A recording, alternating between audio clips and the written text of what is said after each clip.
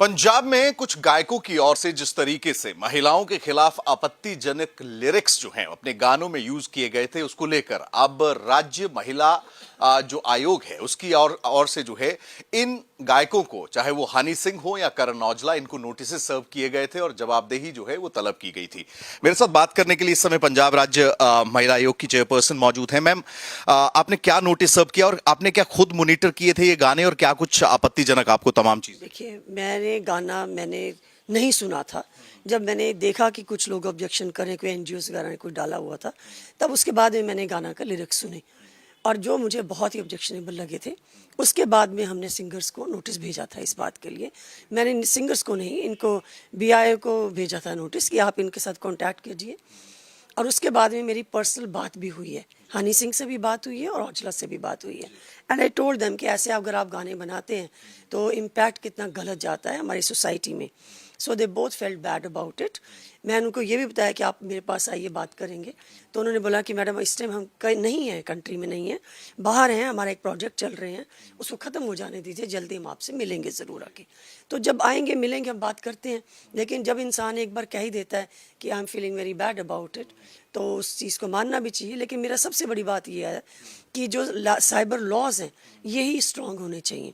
जिस तरह से सेंसरशिप हमारी मूवीज़ पे है कि कुछ चीज़ें आप नहीं दिखा सकते हैं या उसके एडल्ट का कंटेंट आ जाता है, और कई चीज़ें जो है हमने बैन भी की हैं ऑलरेडी, लाइक हथियार नहीं दिखा सकते, कुछ जो अश्लील रीलें होती है वो नहीं डाल सकते, ड्रग्स की नहीं डाल सकते। तो इसी तरह से अगर हमारे जो सोसाइटी को इम्पैक्ट करते हैं उस चीज़ के ऊपर बैन लगा होना चाहिए। आपने एक बड़ी महत्वपूर्ण चीज नोट करी है, क्योंकि अमूमन लिरिक्स में इस तरीके की चीजें आ जाती हैं, लोग अमूमन गौर नहीं करते, लेकिन आपने इस चीज को गौर किया है।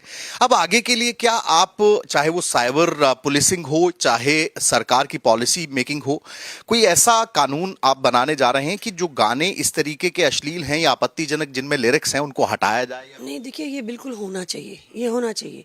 क्योंकि हम लोग कह देते हैं कि चलो ये स्लैंग है तो ये निकल जाता है, आज ये है कल को कुछ और आ जाएगा, परसों कुछ और आ जाएगा, तो ये धीरे धीरे इम्पैक्ट करने लगता है। और ये कैस्केडिंग इफेक्ट होता है कि एक ने किया तो दूसरा भी करेगा, क्योंकि जितनी अश्लीलता होगी उतने व्यूज़ ज़्यादा आते हैं उसके ऊपर। तो ये कहाँ तक जो है चलता रहेगा। हमको अपने समाज के लिए ज़रूर कुछ ना कुछ मेजर्स करने चाहिए और उसके लिए जो है साइबर लॉस बहुत ज़रूरी है। सोशल मीडिया गाइडलाइंस पर भी मैम कुछ सख्ती रहेगी, क्योंकि आजकल देखने को मिलता है कि सोशल मीडिया के माध्यम से भी बहुत ज्यादा जो है ऑब्सीन कंटेंट बनाया जाता है। बिल्कुल बनाया जाता है, इसीलिए साइबर लॉज होने चाहिए। सेंट्रल गवर्नमेंट को चाहिए कि इसके ऊपर साइबर लॉज बनाए।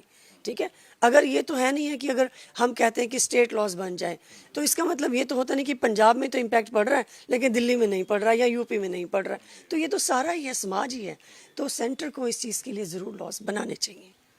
तो स्पष्ट तौर पर हनी सिंह और करण औजला कहीं ना कहीं उनकी ओर से फोन कर कर जब बात हुई है तो ये कहा गया है कि वो खेद प्रकट करते हैं, लेकिन आगे इन गानों को, क्योंकि ये गाने जो हैं कई सोशल मीडिया प्लेटफॉर्म्स पर हैं, उसको लेकर जो है महिला आयोग की ओर से बुलाया गया है, बैठकर बातचीत की जाएगी और उसके बाद जो है वो कहीं ना कहीं इस पूरी जो नोटिस सर्व किए गए हैं उसमें गायकों का क्या कहना है उस पर प्रतिक्रिया मिलती हुई नजर आएगी। वहीं कड़े साइबर लॉस की मांग भी जो है वो कहीं ना कहीं राजगिल मैम मौजूद हैं यहां पर, उनकी ओर से जो है वो की गई है।